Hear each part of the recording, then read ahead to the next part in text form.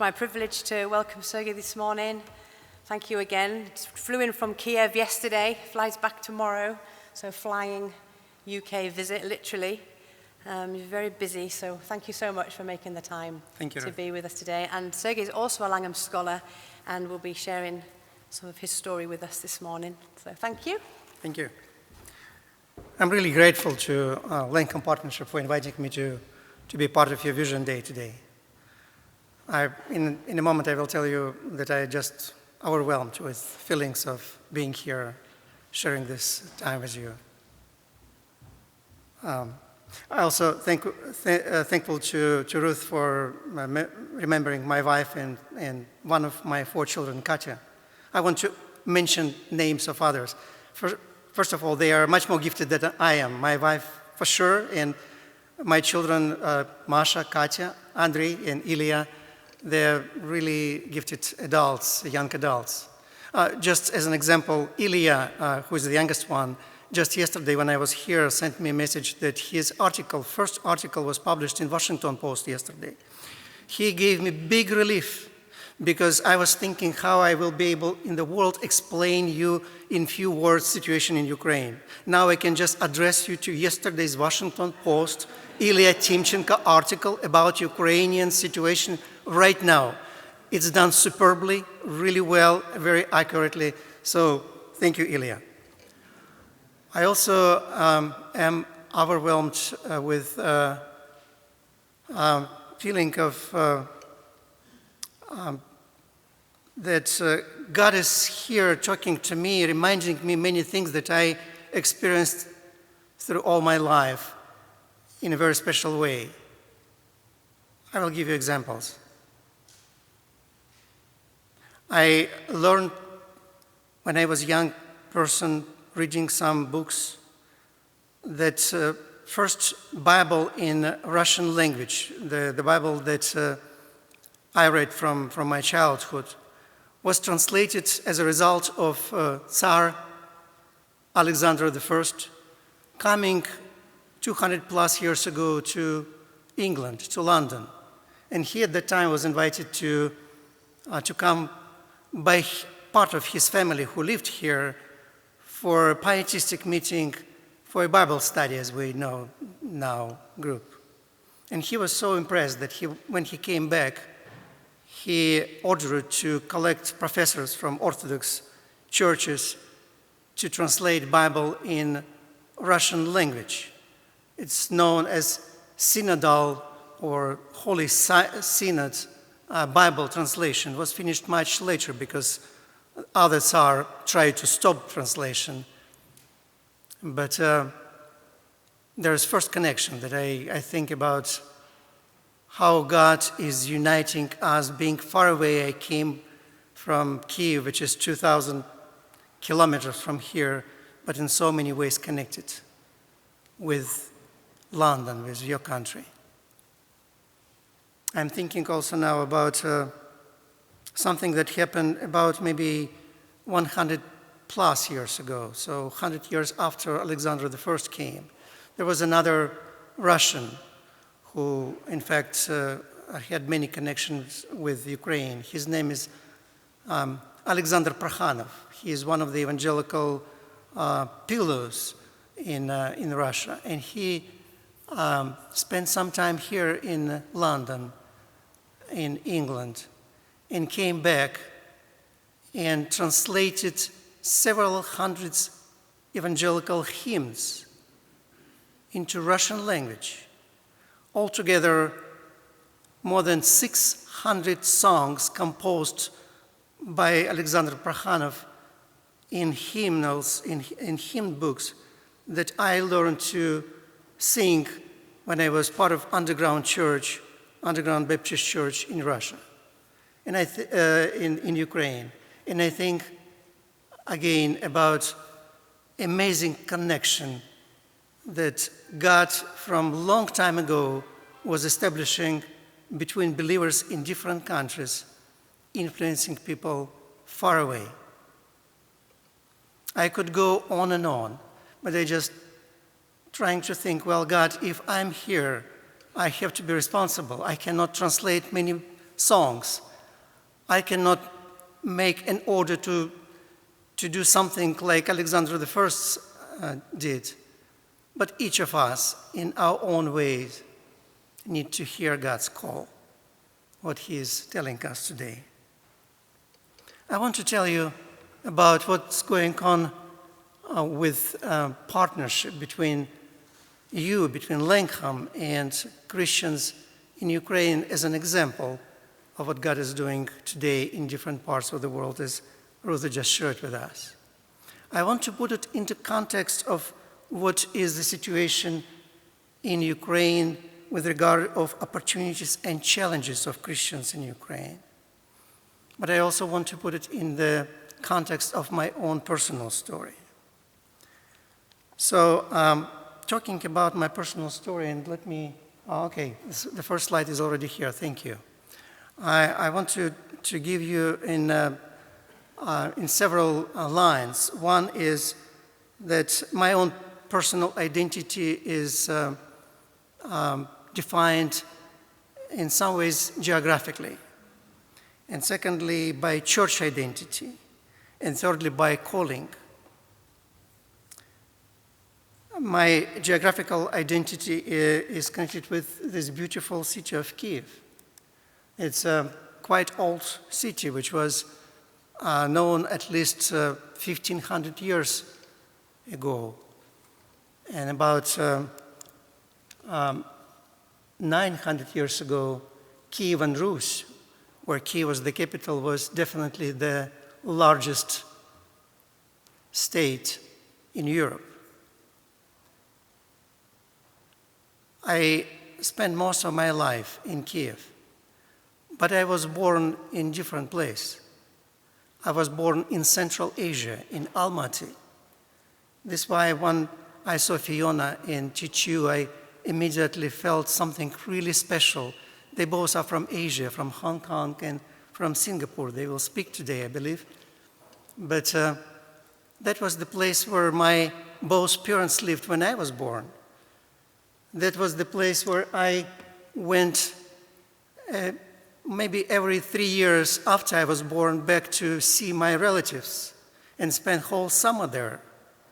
And cultures are very different because, see, it's more than 4,000 kilometers, almost 5,000 kilometers southeast from Kiev, from Ukraine. People eat differently, speak differently, communicate differently. And for a young person, for a child, it was very special to see differences in culture and feeling that I belong to both. I think it was one of the ways how God was forming my identity geographically. Then secondly, it was church identity. First half of my life, until I was about 30 years old, I was in underground church in the former Soviet Union. My parents joined the church when I was only about 3-4 years old, because in the official Baptist church, which was the only church open at that time, it was at that time forbidden to take children to church. And so I grew up in the church that was gathering very often in the woods during summertime, like here. This is my church when I was young. Or in secret places in villages that are located far away, 2-3 hours to make a trip to get to the place of worship, with always fear of being found up and sent to local police station, which happened not once in our congregation. And so, growing in this underground church, I understood my own identity is connected with these wonderful people who don't have anything to do with the rest of society around us, who are so happy that Christ is probably coming tomorrow, maybe even today, and we don't hear so much about the rest of the world. And second, my identity, which was since I was about maybe 30 years old, it was the time of freedom coming to my country. Maybe some of you remember perestroika and glasnost. It was the time when churches were opened, when we felt the year of freedom is coming. And it was the time when church became missional, not underground, not escaping from this world, but the church that is praying and thinking how to reach society around us. And thirdly, I want to talk about calling. I want to share with you that if I am honest with myself, when I'm trying to be honest with myself, I see very clearly that nothing in my life I did because of my own ingenuity or of my own decision to try something new. It was always God who was calling me to something. It was first time in my underground church when both my pastor and my father, who was a lay pastor in my church, got terminal illness, and my church asked me to become a pastor. I was at that time only 26 years old. I never knew that our small church, Baptist church near Kiev in the village, will become first church in the former Soviet Union that will host mission classes. It was in '89 when we had our first class for missionaries whom we Ukrainians, who didn't have at that time no connection with the West yet, were sending to go to Siberia and far east of the Soviet Union.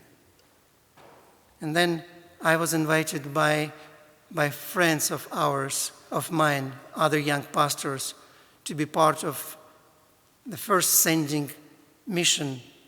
We called it Light of the Gospel.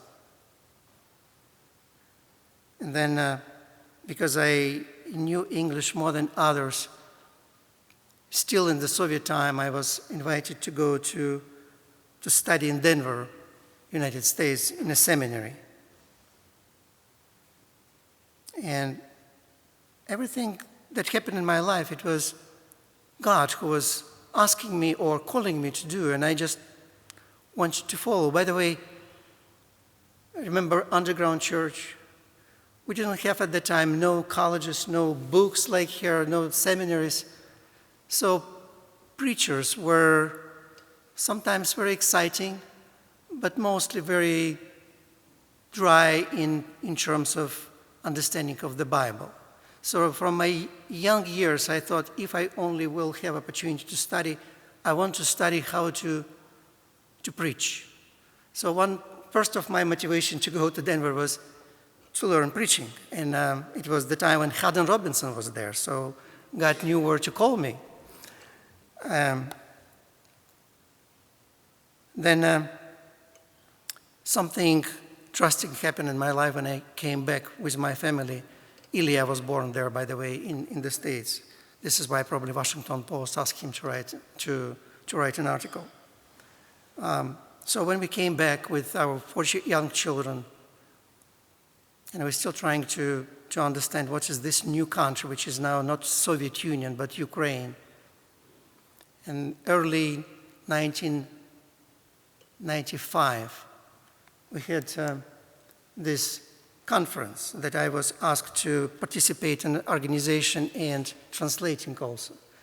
That conference was organized by Minister of Defense of Ukraine. It was called Christian Love and Military Service, something like oxymoron for me. After that conference, one of the chief officers of Ukrainian Ministry of Defense, who also was professor of military academy, called me and asked me to come to his office, and I thought, all right, now I understand KGBs are back after me.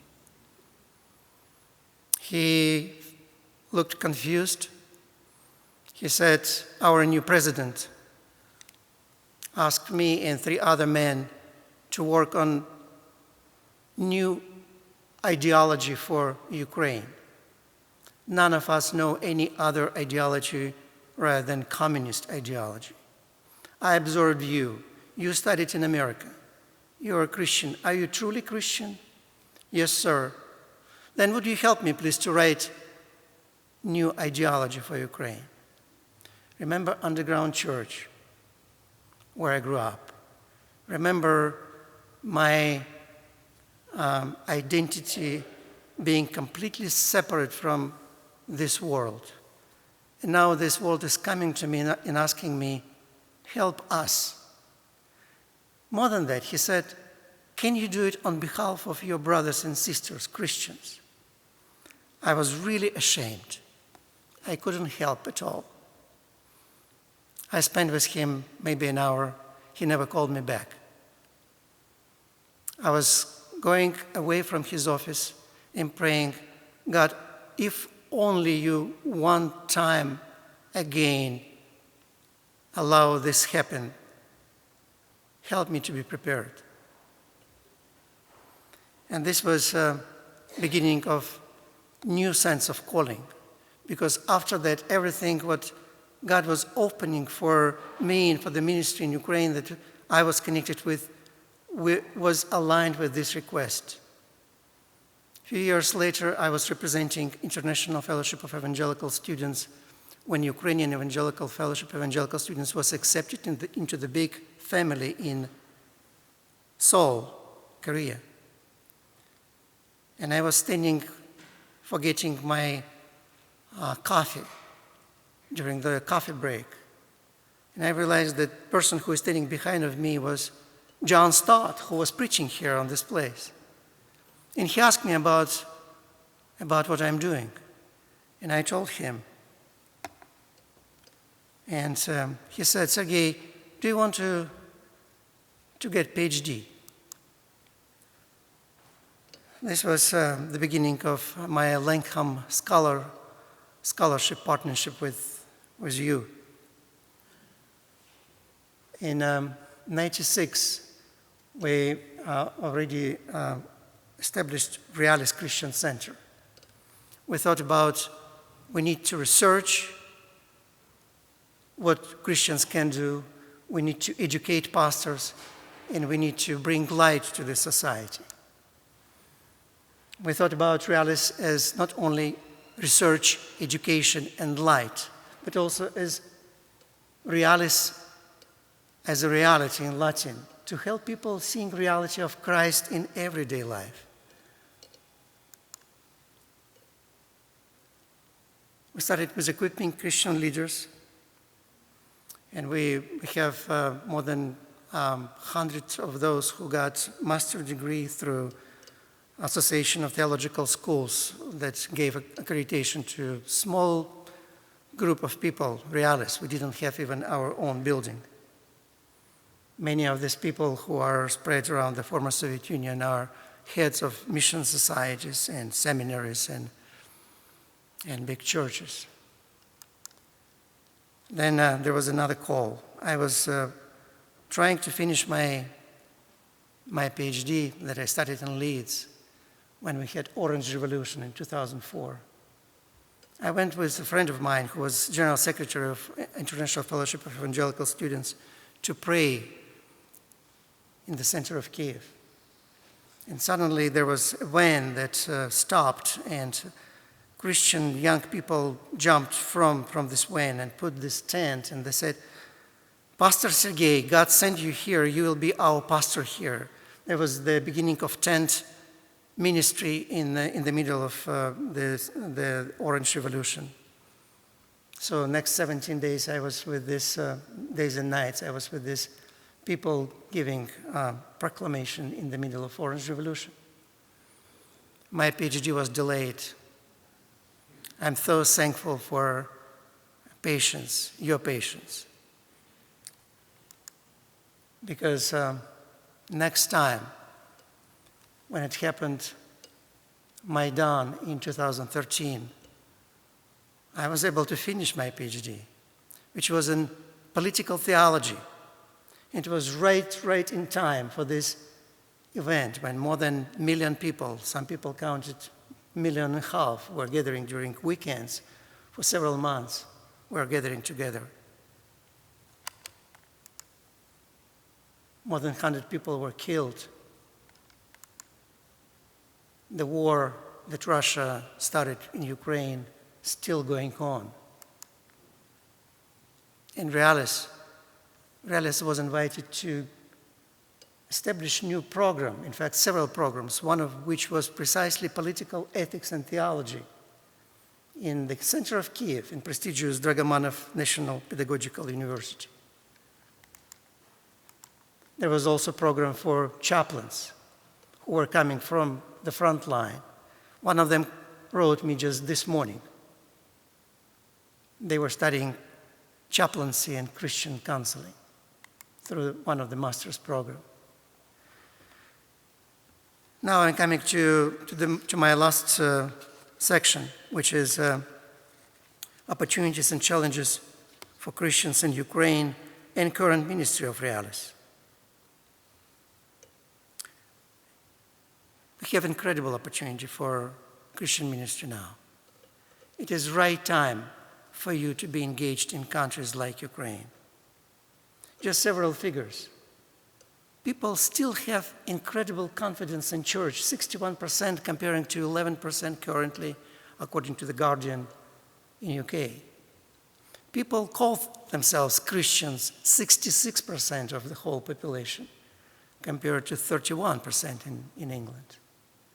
We still have very high church attenders. At least once a week, we have 23% of people coming to church, but most people still quite regularly come, more than half of the population, compared to 11% in UK, but also compared to 13% 10 years ago in Ukraine, before we had this last Maidan and war with Russia. We know that God is working in his own way to fulfill his will. So when he gives us sufferings, he gives us also joys. But also we have challenges. And the biggest challenge is that people are ready, but church is not always ready. Church is very often not prepared to address new changes in society, like hybrid war with Russia. I just had communication just recently with a friend from Asia, from Hong Kong, and we found out that it is not only in Ukraine we have hybrid war. The tyrannic government like Russia and China, they're trying to do the war not as it was during world wars. It is very different. You don't notice it. You don't think it is the war. Many people in Russia, my former students, pastors who live in Russia, many of them, they don't know that there is a war with Ukraine. They don't know that every week we have people killed. Yesterday there was someone killed during the war that Russia started more than 6 years ago in Ukraine. But it's not only killing, it's also in many different ways spreading false news, corrupting people. Corrupting people not only in Ukraine, but corrupting people also in your own country, which is also part of the hybrid war. Church is not ready for the global political change that we know quite well, both of our countries today. But also, church is not really ready for new culture that appears among us. Culture that is very familiar with artificial intelligence, for example. When young children first, before they say mom and dad, they already know how to communicate with their fingers with little artificial intelligence on their gadget. So are just few things that are challenges for the church. And so Realis has some responses to this. We have more than this list of ministries that we have. Our small group of 11 people trying to figure out how to handle all of them. And I, of course, don't have much time to tell you about all of this, so let me just mention about two of them. One is Digital Theology program. It was thanks to another amazing opportunity that God gave to me to meet good brother David Wilkinson in Durham University, who extended his generosity, and now we have Digital Theology program in Kiev. We have our own curriculum, but we coordinate our efforts with the Center for Digital Theology in Durham. You know, this is amazing because we who don't have our own campus yet, we're still trying to build our own first dormitory near Kiev. We were invited to teach in the most central and most famous and most amazing place in Kiev, which is St. Sophia Cathedral. Orthodox priest Father Georgi established several years ago so-called Open Orthodox St. Sophia University. And when he heard about our new program, which is Digital Theology, he invited us to do it together. So this is our classroom now. This is our team. This is Father Georgi and myself who teach bi-monthly group of students, and sometimes we have quite a few people coming also to listen to those lectures. And I also want to mention to you this ministry to politicians that also is connected in indirect way with Langham. It was Mark Maino who came with Preaching Club, and he learned about Realis a little bit. He said, Sergey, I have some ideas. So these ideas are already working. We have a group of young politicians who are Christians and who struggle how to be witness of Christian testimony in this dirty political world. So this is what we do. We work with members of the parliament and the government right now with the help of someone who is working for Langham Partnership, Mark Maino. And finally, the last but not least, this is what I was supposed to tell you the most about. But you can appreciate just based on the facts that I gave to you, on the story that I told you, that God had very, very special ministry in my heart and in the midst of Realis team to use resources that you provide for calling people to preach in such a way that reality of God will become reality in everyday life. In such a way that people will be able to connect their faith and their life, their education and their spirituality. And we really appreciate everything what you do for this. Every pound and every cent, every prayer and every effort that you do, we appreciate very much being on the front line. Thank you for that.